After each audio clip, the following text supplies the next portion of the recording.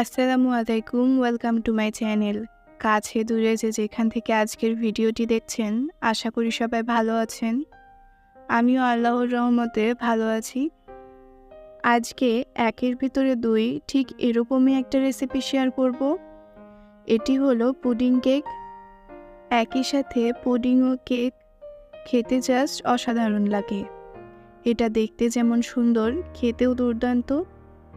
এটা বাচ্চাদের খুশি করতে এবং অতিথি আপ্যায়নে পারফেক্ট একটি রেসিপি। আশা করছি ভিডিওটি ভালো লাগবে। পুডিং কেক তৈরি করার জন্য প্রথমে ক্যারামেল তৈরি করে নিচ্ছি। আর এর জন্য চুলায় একটা পাত্রে বসিয়ে দিয়ে এর মধ্যে দিচ্ছি 4 টেবিল চামচ চিনি।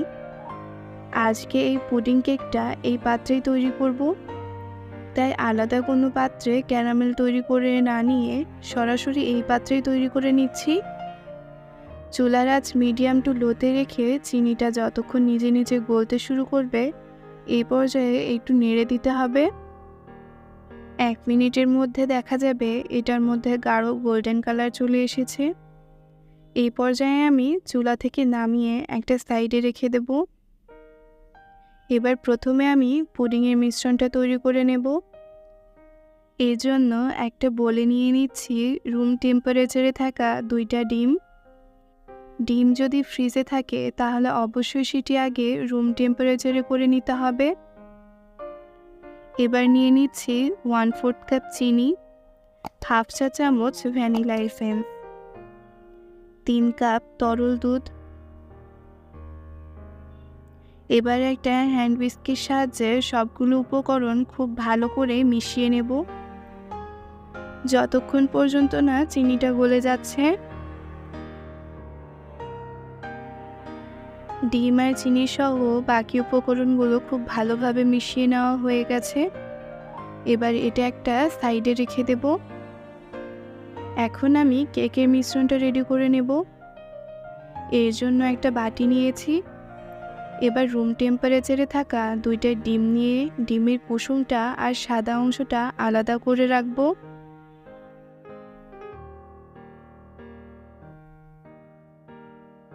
ডিমের কুসুম আর সাদা অংশটা আলাদা করে নিয়েছি। এবার সাদা অংশটা ফোম করে নেব।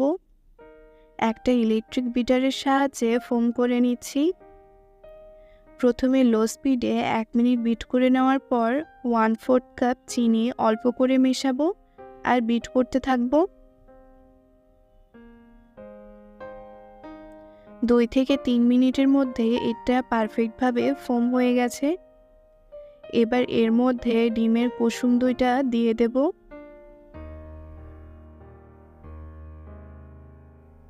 ডিমের কুসুম 2টা দিয়ে দিচ্ছি। এবার দিচ্ছি হাফ চা চামচ চকলেট এসেন্স। আপনারা চাইলে এখানে ভ্যানিলা এসেন্সও ব্যবহার করতে পারেন। আর দিচ্ছি 2 টেবিল চামচ সাদা তেল। এরপর আবারও 1 মিনিট বিট করে নেব।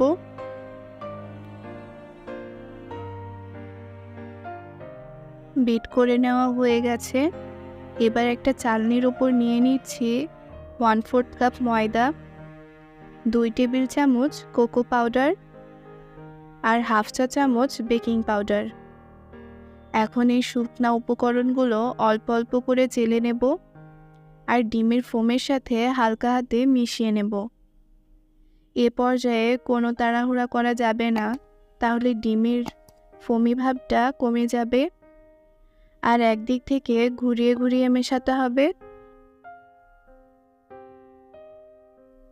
মিশ্রণটা মেশানো হয়ে গেছে। এবার যে পাত্রে ক্যারামেলটা তৈরি করে রেখেছিলাম সেটা নিয়ে নিলাম। এবার একটা চালনি নিয়ে পুডিংয়ের মিশ্রণটা ঢেলে দিলাম। আর এটা অবশ্যই ছেঁকে দিতে হবে যাতে কোনো দানা না থেকে যায়। এবার এর মধ্যে কেকের মিশ্রণটা ঢেলে দিচ্ছি।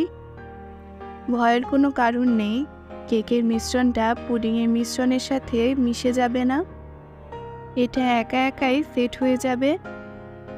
এবার একটা ঢাকনা দিয়ে ঢেকে দেব।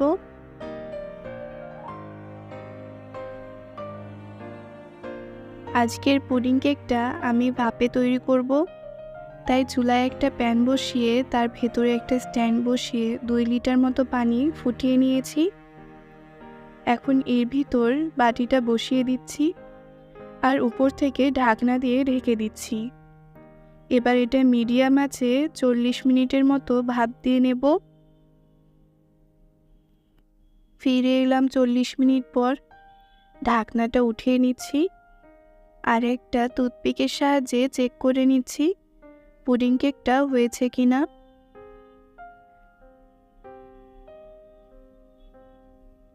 টুথপিকটা একেবারে ক্লিন এসেছে, তার মানে এটা হয়ে গেছে। এবার এটা চুলা থেকে নামিয়ে ঠান্ডা করে নেব। ঠান্ডা করে নেওয়ার পর একটা ছুরির সাহায্যে কেকের সাইডটা আলগা করে নিচ্ছি। এবার একটা প্লেটে পুডিং কেকটা মোল্ড আউট করে নিব। মাশাআল্লাহ, পুডিং কেকটা দেখেই বোঝা যাচ্ছে একেবারে পারফেক্ট হয়েছে, নরম তুলতুলে আর ব্রাউনিশ হয়েছে। আমি একটা পিস কেটে দেখাচ্ছি এর ভেতরের অংশটা কতটা পারফেক্ট হয়েছে। আর এটা দেখতে যেমন সুন্দর হয়েছে, খেতেও হয়েছে ততটাই সুস্বাদু। আশা করছি আজকের ভিডিওটি আপনাদের ভালো লাগবে। ভিডিওটি ভালো লাগলে লাইক, কমেন্ট ও শেয়ার করতে ভুলবেন না। আমার চ্যানেলে নতুন হলে সাবস্ক্রাইব করবেন। সবাই ভালো থাকবেন। আল্লাহ হাফেজ।